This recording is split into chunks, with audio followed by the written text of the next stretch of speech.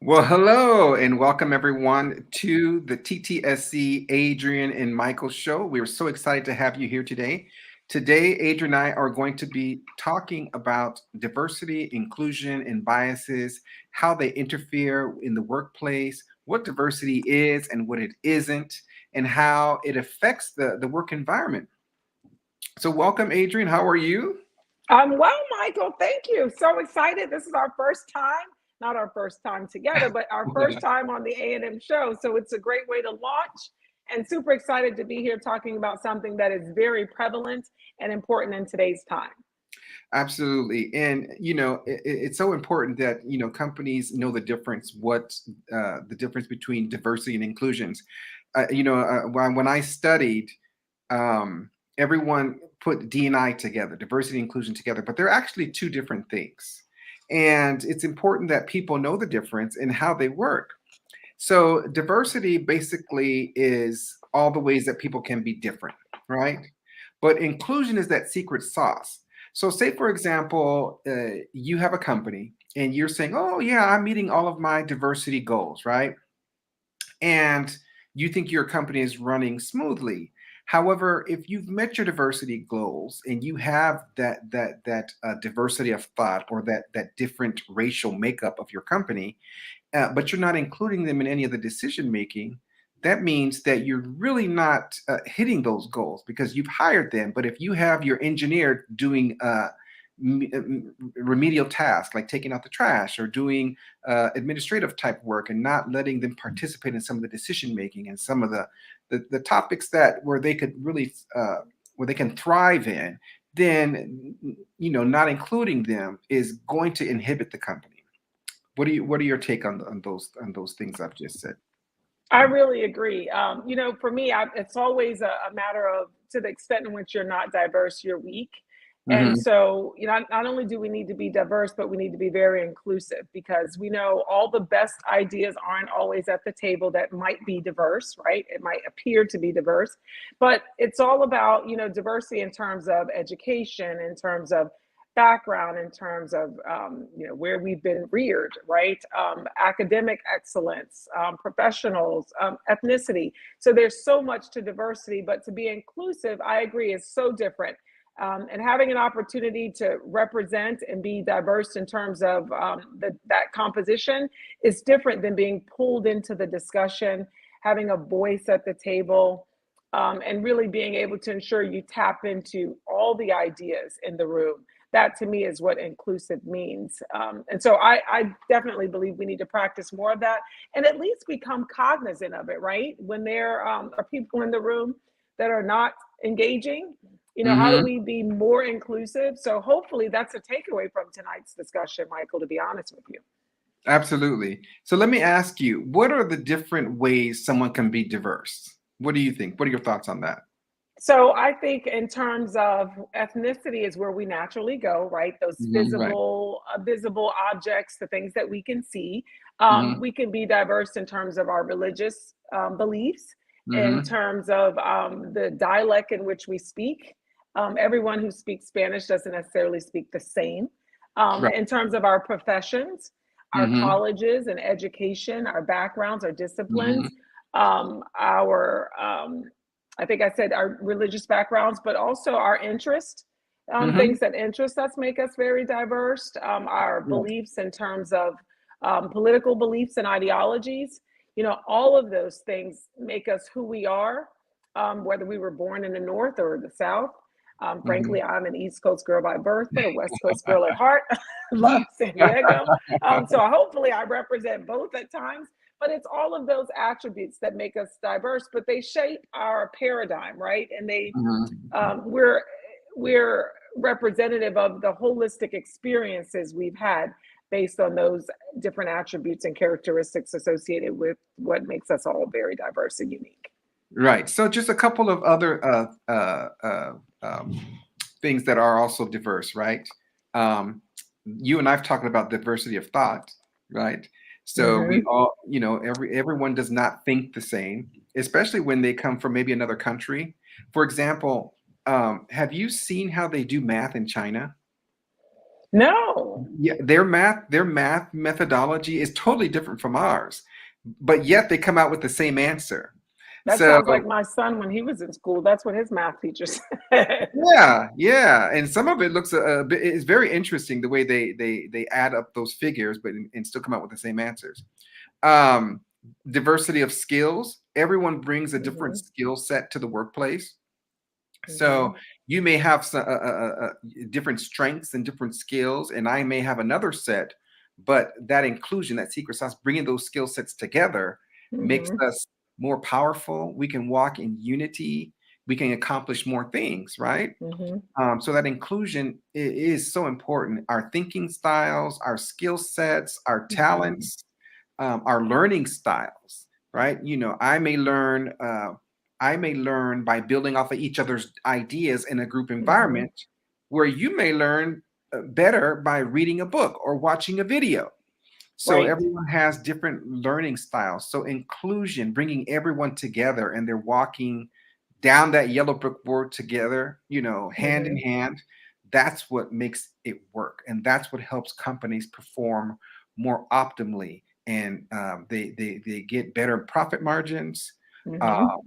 they have better performance and but they need to have that leader that thinks that inclusion is Hmm. important, and it is important, but it's not really a priority for many corporations and many businesses in our country. And we even had one president that said, "You're not even going to be able to discuss those type of topics." Not that not that we're politically that we're here politically, right? Um, But political views, that is one of those things too that we have right. to appreciate in terms of diversity, right? We Right, all have political absolutely. views that are slightly different at times. It Yes, depends. yes. Heritage, family values, Hmm. everyone, comes from a different background. So that inclusion is really important and really the secret sauce. Well, and when we talk about diversity in terms of teams, we know a lot gets accomplished, right, in teams and teaming Uh, dynamics. So it's important to have, whether you have your attorney, your program manager, your logistician, your acquisition personnel, your HR, your security, whatever that's diversity. But the teaming dynamic to get to that end state, the action that leads to the outcome, right. that's inclusion, right? That's having Yeah, each and every one of those individuals play a pivoted role in terms right. of getting to that outcome. That's the strength, I think, of both diversity and inclusion. Diverse in terms of backgrounds and technical disciplines, but inclusivity in terms of ideas and impact and contributions to the greater good of the team. Absolutely. And inclusion is also providing all employees an opportunity to fully participate, to develop professionally, and to reach their full potential. So it's important that you just, how we always say ducks pick ducks, you know. Hmm. And so it's important that even though, you may not have everyone under you as a supervisor, you may not have everyone under you with your same thinking style, your same work style, your same beliefs, your same ethnicity. It's important that you give them all an opportunity to develop professionally and to be successful in the organization. And it's important for supervisors to know that they play a pivotal role for the success of their company. So how do I do that? So I'm a supervisor, and we're inundated with so much of you need to do this, you need to understand this. This is the mission. This is the vision. These are the deliverables. I've got team dynamics. Mhm, Still, recovering and trying to wrestle a little bit with COVID and mhm. hybrid work environment. I really want to be inclusive. I think I am, frankly. I don't really measure myself on that, but should I and how could I, right? What else could I do? What are some things that our listeners tonight, and they can feel free to join us in terms of the chat as well. But give me some tools. Like, what can I do? What should I be doing? And I think of initially, I want feedback on whether I am right or not, Mhm. but what good things can we share with our viewers and listeners tonight? Well, one thing you can do is simply ask your employees, right? I Mm, mean, the proof is right there. the Ask gift of them. feedback. Absolutely. Now, some leaders don't want to hear that feedback, right? Mhm. And if their employees are too blunt, they may even retaliate just a little bit. Let's hope So not. that's why I'm a big fan of the 360 feedback. You know, Mhm. giving some side of assessment, taking that, getting that organizational health, finding out what does the organizational health look like, and taking those different type of organizational assessments. Do you have people that look like you in leadership? Do you feel that you're respected for your uniqueness, right? Mhm. Do you feel that you're being your first line supervisor, or your leadership is inclusive? If so, why or why not? So, always, taking that assessment of the organization, speaking to your employees on a regular basis, and getting that feedback, because they're gonna, be honest with you, Mhm. whether you're being inclusive or not, right? And sometimes the truth hurts, but at the same time, it's an opportunity for you to gather that information and make those fact-based decisions based Mhm. on the feedback that you receive from your organization, right? And it's I and agree. if you want to be inclusive, sometimes there's things that get in the way of being inclusive, like biases, right? And we'll talk a little bit about that in a moment. But you have to consciously assess yourself as well, right? Mhm. What type of teams do I have? Who am I giving those plum projects to? Who are the decision makers in my organization? Do they all look the same? Are they the same gender and same ethnicity? Mhm. Ethnicity? Are they? Do they all? Did they all graduate from the same school? Are they all Mhm. engineers and the same gender and the same race? Right. You have to take a step back and assess your organization, and get someone from the outside to come in, Mm. right? To get that Mhm. objective feedback, vice the subjective feedback, because they are going to give you the truth. Right. I always liken diversity and inclusion to weight loss. And for Mhm. any, as we approach the new year, I'm sure we all can appreciate it. It's probably the number one New Year Absolutely. resolution is weight loss, organization. But it's very intentional, right? I'm Mhm. deliberate in terms of diversity and inclusion, and very analogous to what you said. I think about it, I reflect upon it. I Mhm. look at it. I pause and I make sure I'm doing everything I can to ensure that that's occurring, across my teams. And you have to become very cognizant of it. And where you see vulnerabilities and weakness, own those biases. And I know we'll talk about those.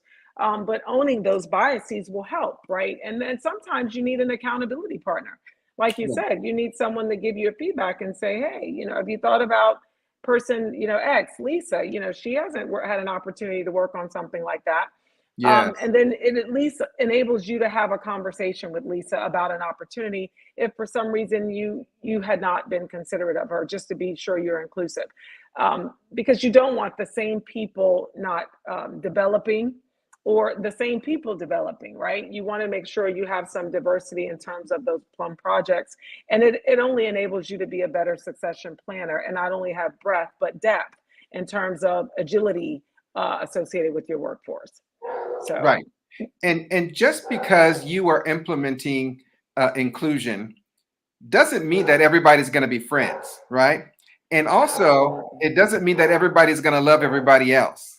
And Hmm. so, we really need to, think about those type of myths, Right. as you can hear my dog in the background. And also, not everybody's going to be happy and satisfied. Right. And then I, like you said, and own the fact that we have biases. So, you hear people talk about unconscious and implicit, and you hear people talk about explicit, right? Um, Yes. Very vastly different. We all have them. I'll be the first to own them, right? You know, and let's talk about explicit bias a little bit. We have these attitudes and beliefs that are on our conscious level, right? And I know people go, I don't have any. We all have them. That's the first step, right? We're going Yeah, to own it. We all absolutely. have them. I have them too. Um, Cognitive awareness, I think, is the first step, right, to being able to manage them. So do I manage them? Yes. Do I have them? Absolutely. But I love that we become cognizant of it. So do you want to talk a little bit about those explicit ones, Michael, and some that you may have? About biases? Absolutely. Yes. Well, first of all, we all have biases, right? Too. And according to the Cultural Intelligence Institute in Washington, D.C., they say there are over 150 biases.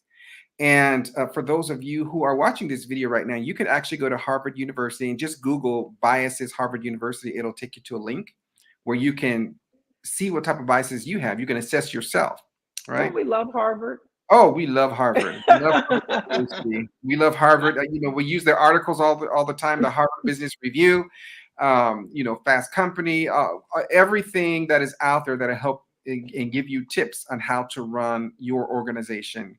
Because they do have a lot of free resources. A lot of free resources and industry best practices. So we do love Harvard, and we love Harvard University, which I know you are a student of Harvard University. So. Yes. And maybe I'll get there one of these days. Who knows? But biases, they're those subtle subconscious thoughts, right? That happen to all of us all of the time.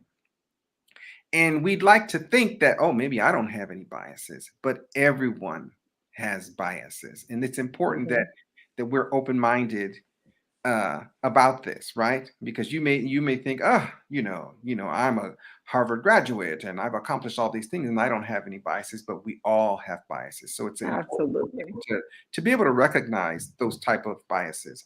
And those explicit biases that we kind of talked about, those are, different types of attitudes and beliefs that we have about a person or a group, on a conscious level. Right. But those unconscious level, that unconscious or implicit bias, those are things that we really don't realize that we have. Right. Those little beliefs that we just don't realize that we have.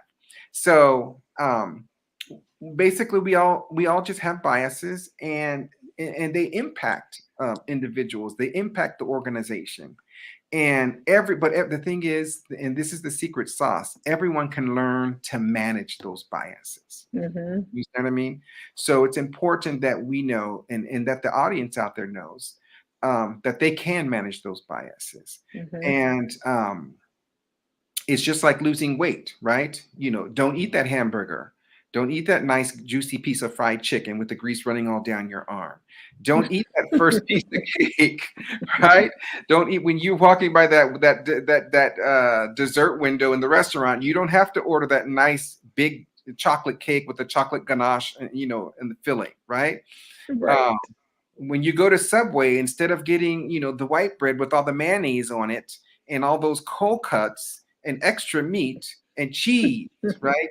Is it dinner time? I'm going to make that conscious decision of getting that flatbread, excuse me, that flatbread with lots of lettuce, a dash of chipotle sauce, and maybe a scoop of tuna, right? Right. It's making that conscious decision consistently, because when you do things consistently, it becomes like second nature. Right. But if you because research shows that we all work with our unconscious minds, right? I mean, habitually and naturally, we work with our unconscious minds. That's why on instinct, autopilot. Instinct is automatic, it's emotional, it's effortless. That's where we usually think out of. That's what we usually act on. So when it comes to a hiring manager, I'm going to hire people that look like me. I'm going to hire people that act like me. I'm going to hire people that I can relate with better. I'm going to hire people that I think could meet the goals of the organization, but one that I can actually work with that thinks like I do. Right. So that's why there's without taking in consideration, well, maybe that new guy that just that worked in China for 20 years, he has a great track record. We might not speak alike, we might not have the same culture, but he has an excellent track record. Why don't I try and give him a try? But and that's the conscious side of you, right? But that when you think of unconscious bias, you think of or the people that are acting out of their unconscious part of their mind. It's just, I don't want to deal with that. Let me just go ahead and do what I'm used to doing. I have a great story about that. So my international son, I'll say, from Beijing, China, was placed in a very high math class, which we thought was very interesting. Hmm. And so this is someone else's bias in terms of placing him in that class. Hmm. Never tested. There was an assumption because he's a Chinese student that Hmm. of course, he's excellent in math. Well, Hmm. in actuality, math is not his strength. He's a better writer, right, Hmm. than he is in Oh, math. wow. Um, Excellent. exactly. But this is what I found so dynamic. He struggled a little bit in that advanced math and didn't want to fall back from it simply because what he thought that's the bias, right? He's in a situation where there is an expectancy. So this is an example of how someone else's biases that all Asian young students, of course, they're amazing at math, right? Not Right. necessarily, and that wasn't in his case. So we had to get some extra resources, right, to augment the learning pattern so he could do very well, and ultimately he did. But I just thought that was interesting, the placing him in a class. Would anyone else have been placed in such a high class without testing, Right. right? Assuming, right, that he's Mhm. excellent at math. Why? Because he was, an Asian student. So it's just interesting when I think about those dynamics. Sometimes we have biases that affect other people. And Right. this was one where, someone else thought, of course, you're Asian, you should do well in math, and we're going to place you there when the actuality was, in fairness to him, it would have been better to give him a fair assessment and to Right. put him where he would best develop and grow. So, I'm always mindful of that story because we had the best experiences. I learned so much from him and having him in my home that being aware of those biases and understanding how they may affect other people, whether they Mhm. vocalize them to you or not. Absolutely. And thank you. And thank you for giving that example. You know, how do we, I think about how do we come up with our biases? And, we as kids, as children, we absorb so much information. So it starts off with the family, right? You Mm-hmm. absorb those same, it's basically learning things from home, you know, Mm-hmm. in your culture and the people that you deal with at home. But then you start to venture out into the schools and the community that you live in, and you pick up other biases from the community. Sports teams. Yeah, Mm-hmm. sports teams. You're 16 now, and Your you're starting church. you go to church. You have coworkers. You have people on the cheer squad and on the baseball team and the wrestling team. Mm-hmm. Then after your community, you start going to your college. And you start working for different institution, and you start to adapt some of those cultural beliefs that those other people have, and so that's what makes up your biases. And so, Mm-hmm. and it all starts from, just from such a young age. And, kids, they absorb so much. And I think that's why it's so important for people to, when you have kids, to be careful what you say in front of kids, Mm-hmm. because they Exactly. absorb everything. They're like little sponges, you know. So if you have the desire to really think about, how do I want my kid to be in the world, right? Mm-hmm. You want to be a little bit, if well, this is me, right? I can't speak for everybody, but me, if I'm a person who wants my kid to thrive in a world, realizing that we are in a world not just with our own ethnicity, but other people have differences, and they have different racial makeups, and they have different ways of thinking, and they have different religious backgrounds, political, different learning styles, different working, Sexual preferences is another one. sexual orientation, different religions. You know, I think me as a father of three young girls, I watch. Beautiful girls. Yeah, bless you. I watch what they would say. I watch what I say in front of them. Watch how because they're watching everything that I say, everything I do, and they're absorbing so much. So I have to set that example because I want them to thrive in a world where they can grasp and realize and take advantage of, those situations. And I want them to thrive in an environment where there are differences, where people do come from different places, but I want them to treat them with dignity. I want them to treat everyone else with respect. Um, and what does But that look those affinity biases are important, right? Because they'll be in their little social groups. And, how do you manage that as a father when you can influence sometimes, but maybe you'll lose control? Well, What are your thoughts on that? well, let's talk a little bit about affinity. But what is affinity bias, right? Those Hmm. are those types of biases where you tend to give preferences to people that look like you, Right. that act like you, that maybe have the same background that you do. So you tend to give those preferences, those advantages, Hmm. because they're just like you. Hmm. And those and affinity bias is something that thrives in organizations. Hmm. Uh, recently I spoke with a group at the Navy, and they're like, well, they always hire people, that are fresh out of the Navy, and they're always Hmm. providing those type of preferences, giving them advantages, giving those high grades, and that's not fair. And so it's important to realize that maybe some other people might bring some things to the table, Hmm. right?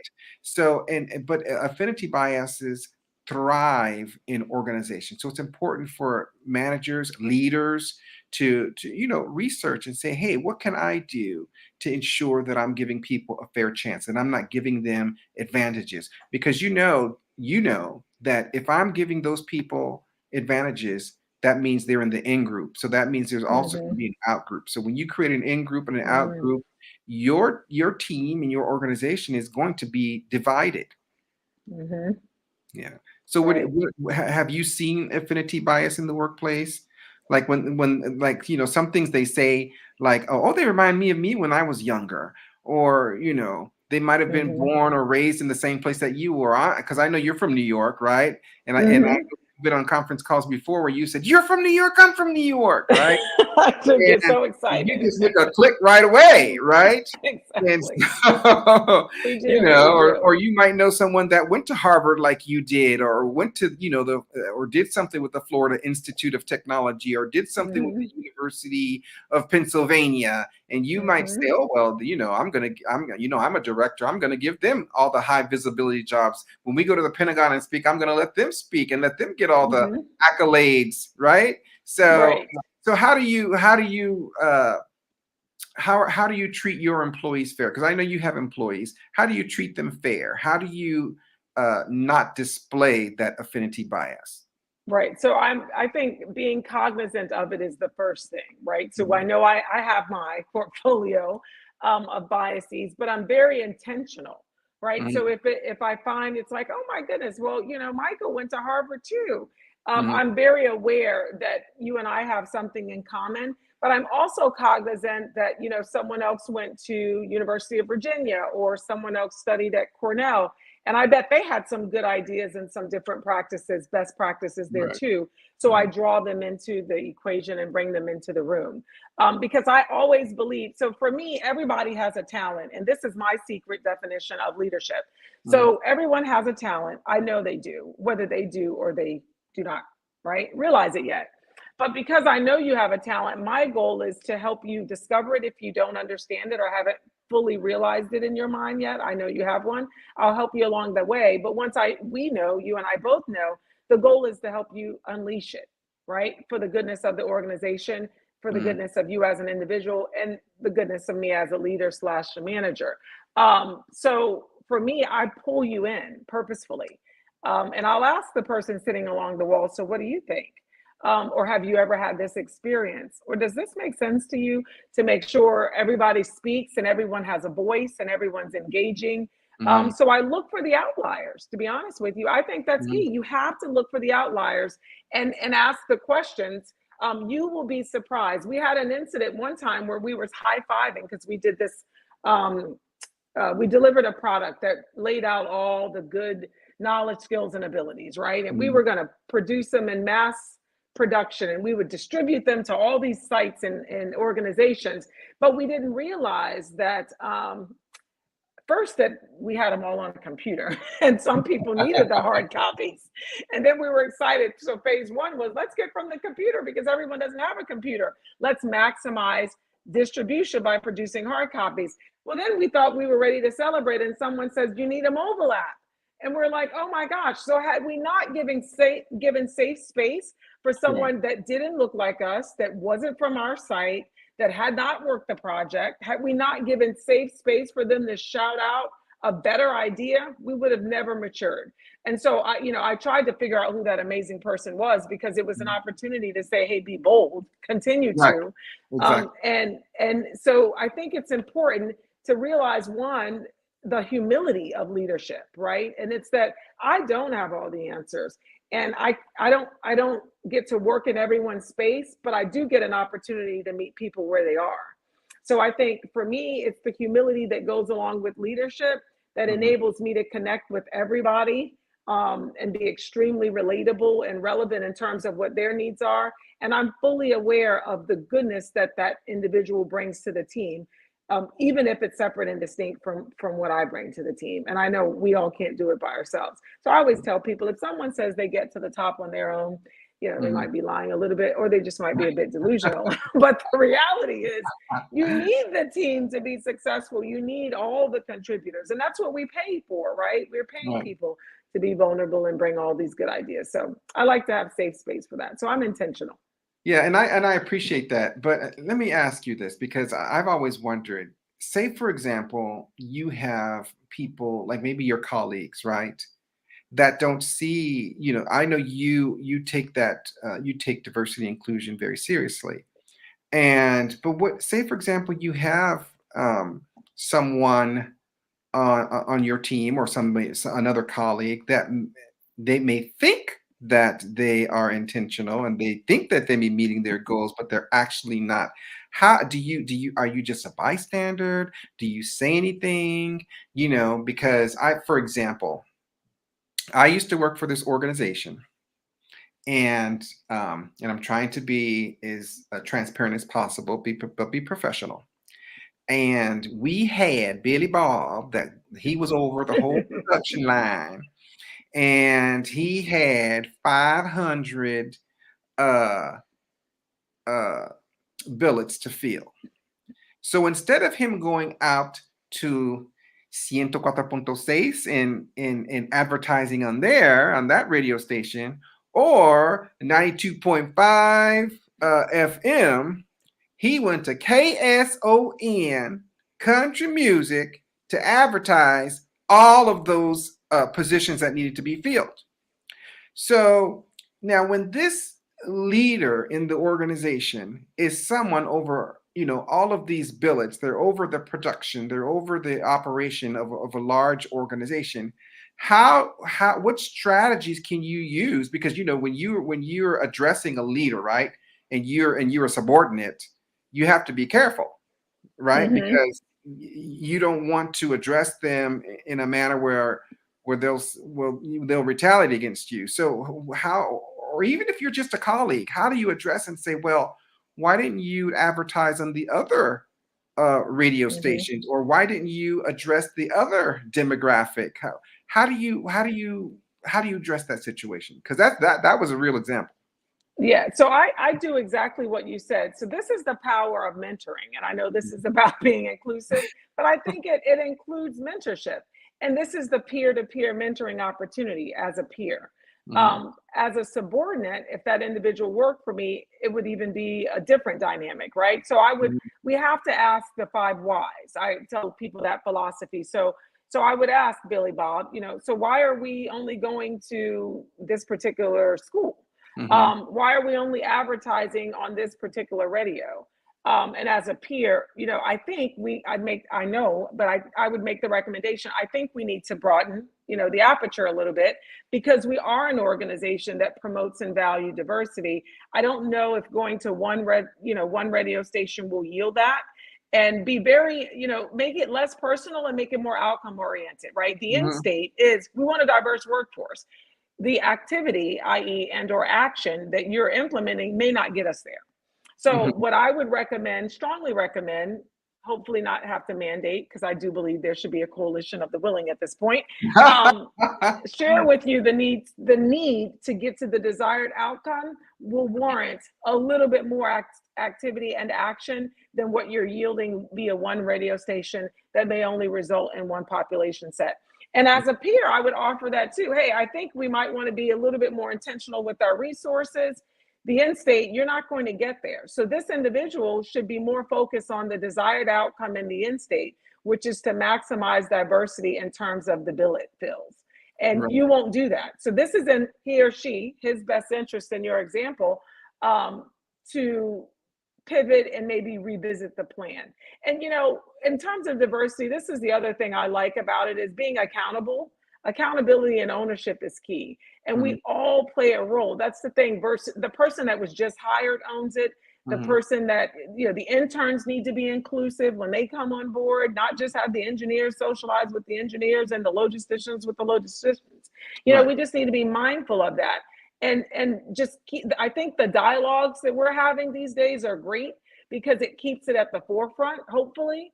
Absolutely. It keeps it at the operating tempo of our thought process, and as we're making decisions, we're leveraging our ability to let me think about that. Reflective capability is key. It's a great attribute as a leader. We always talk about resiliency, but I think in this fast instant gratification era, we still need to pause for a moment of reflection. Just let me do a health check on what I'm doing, what I'm saying, and if this Mhm. makes sense to me and or my organization and my leadership. I think that's very important. And feedback, I tell people, it's the gift that keeps on giving. You want to go from good to great, embrace the gift of feedback. But I think that people that feel like diversity and inclusion isn't important, isn't going to receive the feedback. They might say they may it may go in one ear and out the other, but I don't think they're going to receive the feedback and act on it. Not unless it's coming from above where they're held accountable. hmm I struggle sometimes with this. I was in a discussion today earlier because you wanted to, sometimes as a teenager, you were told to go to certain events Hmm. and you didn't like it. You didn't want to go, right? I wanted to stay out and play jacks or jump, rope with my friends. But Hmm. when I went to the event, it was such a growth opportunity, right? But it had to be mandated, strongly encouraged, and it forced me to step outside. But through the discomfort or, desire not to attend, there was growth. I'm hoping this is happening in organizations. You don't want the same people to always show up that get it, value, understand it, implement it, they're operationalize it, they embody it, they're the epitome of it, right? Right. We see it, we see it in them when we see them as a leader. It's really important to get the people that are like, I think I'm good on that, because those are the ones that'll probably have the most growth and probably be the most impactful in Hmm. terms of coming back and applying it in their organizations and just sharing their stories. I mean, Yeah. storytelling is so important, and people can learn and relate to the individual, that not only seems relatable, but wow, that story is probably more relevant Yeah. than you And think. and I think as time goes on and we start hiring some of these younger generations, I think a lot of the affinity bias will go away. I think these younger generations are more in tuned into the culture and more in touch with the differences that exist in society. I Yeah. agree. I Yeah. agree. I hear a lot of young people calling out microaggressions, right? I think they will hold you accountable. This is a young little Oh, spicy absolutely. group. Oh yeah. They're very well read, very worldly in terms of studying, and they know what they know, and they want the world to be what they want it to be, and I'm excited for them in that. But you hear all the time about how it impacts me. Have you seen the movie Devotion? No, no, I haven't I seen tell you, not that we're getting an endorsement or kickback from it, but we have had an opportunity to see it. But I tell you, there were a couple of two excerpts in the movie that stood out. One was the self-talk, it. Hmm. right? And I think of microaggressions because they're subtle, right? Hmm. When they're done, but I think they have an impact that people don't realize sometimes on the individual experiencing them.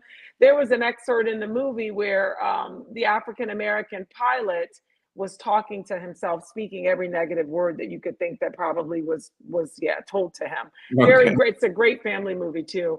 Highly recommend it. And I don't want to steal the storyline, but that resonated with me, like, wow, like the harm you do, you may not know the impact you're having, but it was Mhm. impacting on what he wanted to be because he had heard it all of his life.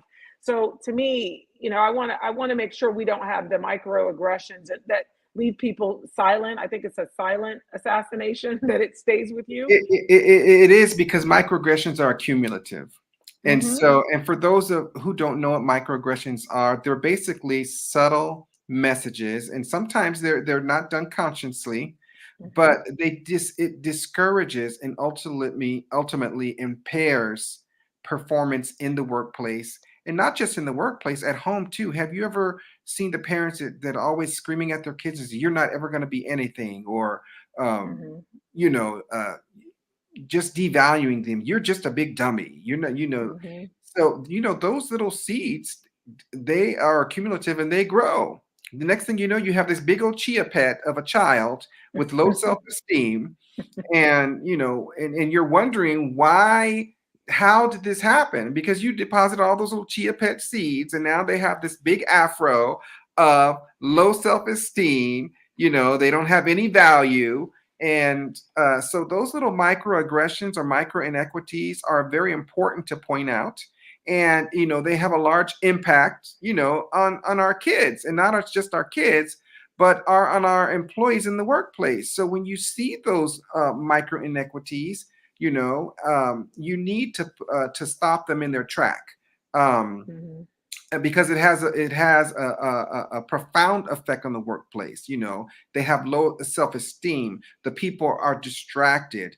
There's no productivity occurring. The morale is low. The people don't have motivation. There's high turnover. There's a lot of frustration, and not only that, it's a lot of liability that happens in the company Mm-hmm. because the people don't want to come to work.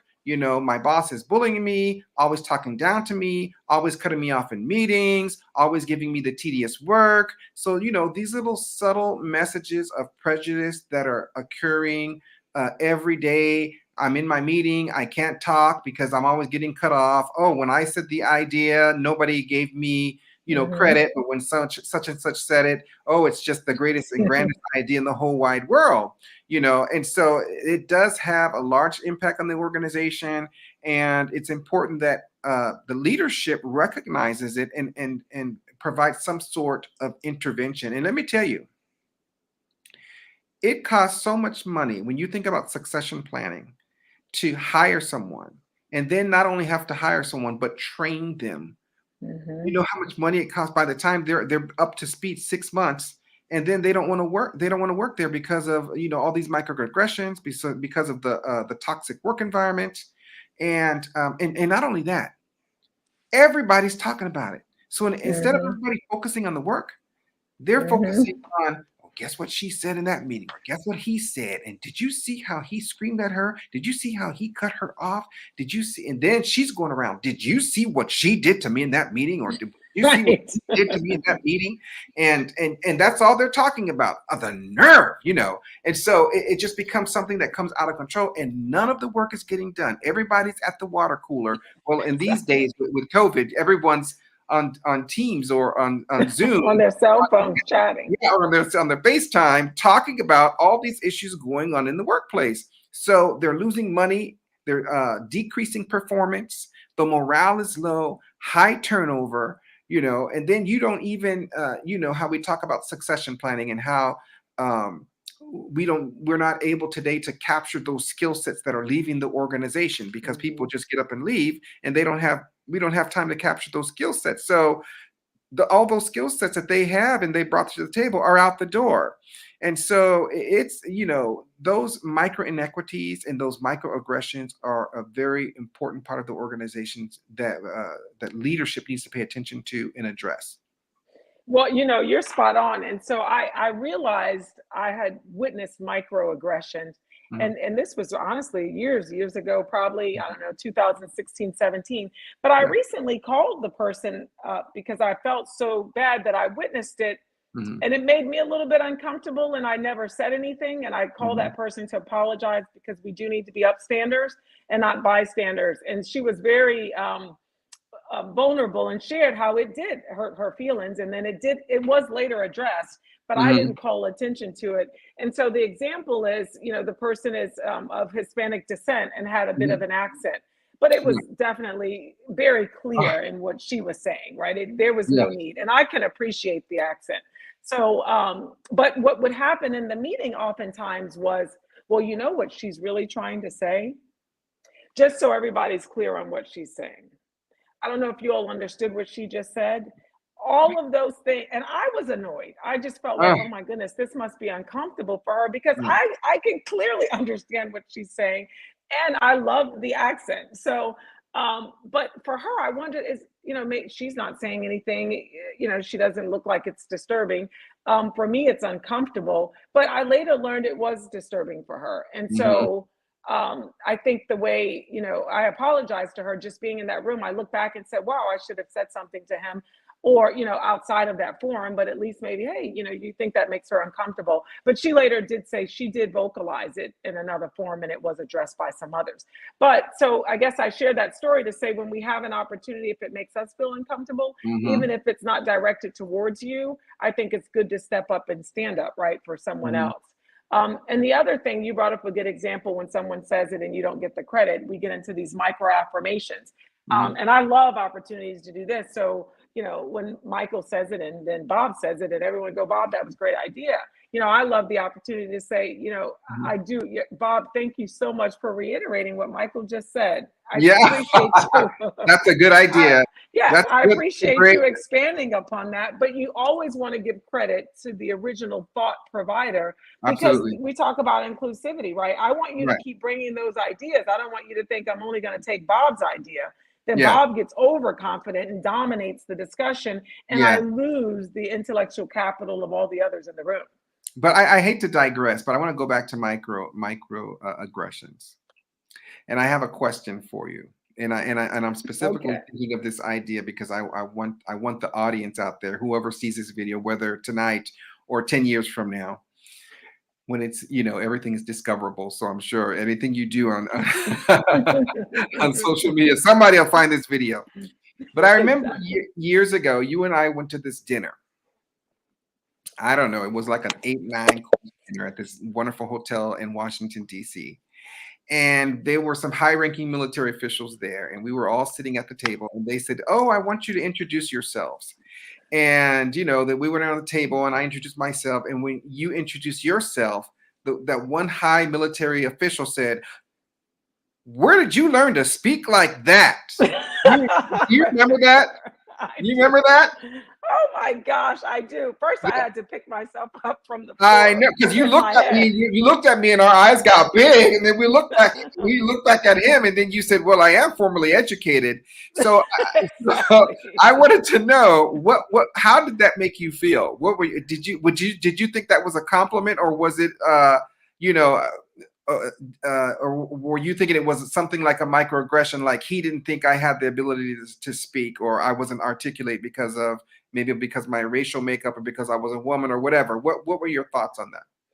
Well, I thought it was a compliment initially, because I thought, the way he said it, okay, maybe he's being complimentary, but I Hmm. did think it spoke to his biases, Hmm. right? Yeah. In that he had an image of what an African American female should sound like, maybe Hmm. should look like, should present herself in such a forum, right, with a lot Hmm. of distinguished guests.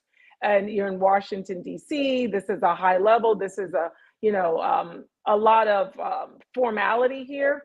And so I think what I took away was, he definitely had a bias in terms of African American women and how we showed up. And when I was not depicting myself in that manner, it took him back, and he thought, yeah, where did you learn to speak like that? And I thought, where is he coming from? So I thought, there's definitely something a little bit, and all throughout the evening there were microaggressions with him, in terms of what he thought I should sound like, look like, present myself. And anytime you introduced anything that was thoughtful or on target or Hmm. contribute, a contributing fact to the discussion, it seemed to throw him for a loop. Yeah. So yeah, looking back now, definitely microaggressions throughout the Yeah. evening. But that one stopped the whole room, and I thought, whoa. Yep. It's just like that's why I looked at you. I'm like, are we in I know. I Washington looked at you too. D.C. I was in the shocked. 21st century? I mean, Right. what do you mean? Where did I learn to speak like that? So it just Absolutely. interesting. But I thought, that's one of those times where now you look back. See, that's why I think it's so important to be aware of this, right? To Yeah, be absolutely. aware of diversity and inclusion. And now I could have clammed up and remained quiet for the rest of the evening. Right. That certainly isn't who I am. No, no, no, no, not at all. But someone could, right? You could lose someone in terms of being inclusive because they feel like they don't want to engage anymore if they're going to be like the target of discussion in terms of how they present themselves. Right. And it's important for people to know, don't make assumptions about people. I remember I went to Mhm. a leadership conference years ago, and um there was a number of us that had to introduce ourselves, and I saw this little black lady over in the corner, short lady, small afro, glasses. She didn't speak much, but when she got up to introduce herself, she was like this big executive over this big company.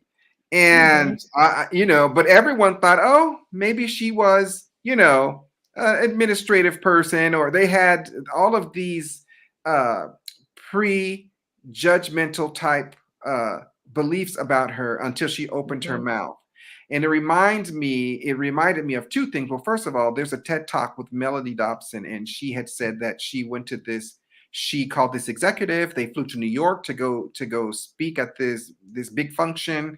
And when she arrived, she was called to the back. They said, come to the back, hurry up. And when they got to the back, the woman said, where are your uniforms?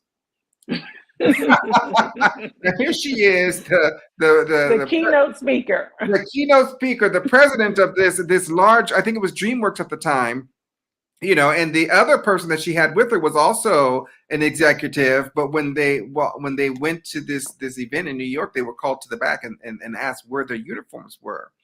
And then the Wow. other thing that brings me to mind is the senior executive that used to work for Nav Air, Miss Easter. When Mhm. I don't know if it was you that told me the story of one of our other colleagues in the past, when she was going to lead up the meeting, and this Mhm. officer was telling her that excuse me, you have to leave out of that seat because that's for the So senior I executive. remember that story. Right? How did it go for all those viewing out there?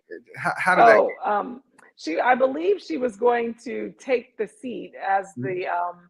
she basically was leading the program, right? So Mhm, she was like there are only two real senior people. She was one of the second in command senior people, mhm, highest at her level in terms of civilian. And someone was asking her, about more of the administrative tasks associated with the meeting, which of course mhm, she wouldn't handle. She's coming in to take the seat. And so she was sitting at the seat marked for her because that's her mhm. seat. It had Right. her title, her position title on it. Mhm. And he was, reminding her not to sit there because it was reserved for the person that was in that position. Um, Little, obviously, the person didn't do his homework because he Absolutely. would have known she is that person for that position. Exactly. So I'm sure he ate a little humble pie that day and Yes. hopefully learned a teachable lesson, and that, Yes. you don't want to judge people in terms of, whatever your impression of that position Right. um, and that person in that position was. Hopefully, it was a lesson learned that day. Yeah, hopefully it was, because who would have, in that male dominated environment in DOD, you see this little African American lady sitting in this powerful seat, and Hmm. so absolutely thinking that he hopefully learned a lesson that day. I think it's important, again, for people to recognize that they do have biases, and address them as such, and try to be better, try to implement some of these solutions, like you were talking earlier about micro affirmations. I remember Right. the first time when I saw Connie Chung, Connie Chung, the announcer that used Hmm. to work on television, and she's married to Maury Povich. When I saw her, I was so shocked when she opened her mouth. I thought she was so Hmm. articulate, and I don't know why, when I saw her, I thought she was going to have maybe a Chinese accent or something. But Hmm. when Hmm. she opened her mouth, such a profound, articulate orator. I was impressed Hmm. very much, and I learned that at a young age. You never know. You just never know. So don't prejudge someone. Look I'm at glad you yourself. didn't have to wonder where did she learn to talk like I know. Look that. at yourself before you. And I was a young teenager at the time, and I Hmm. was just so I was a big Connie Chung fan from when I was young at a young age. But talking about micro affirmations, I think it's important to implement those, especially in the organizational environment. Hmm. Um, Because you Adrian, don't want coverings, right? You don't want people yeah. to have to mask who they are You don't want people in to your have to match who they organization. are, and you want to give them those compliments. You want a good job. Hmm. I love how you did that presentation. Excellent job. Let's give them some kudos. Those things are important because people, if you don't give them those micro affirmations and they don't feel like they have a safe environment to come to, they are going to cover. They are going to Hmm. say, whether it's their political views, whether it's their sexual orientation, whether it's their race, whether it's their ethnicity, um, whatever, in the 1950s and 60s, the black people who were biracial that could pass as white, they passed as white, and they Hmm. they married Hmm. white, and to wash all of that ethnicity out of them, right? Because Hmm.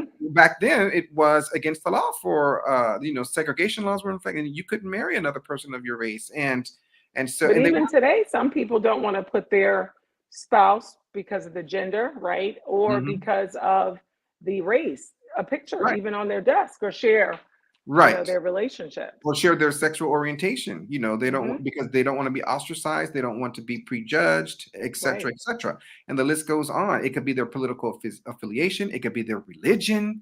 Hmm. What if you were a Satanist? You don't want to come to work, putting up your statue of Satan in your office and Right. people Hmm. know.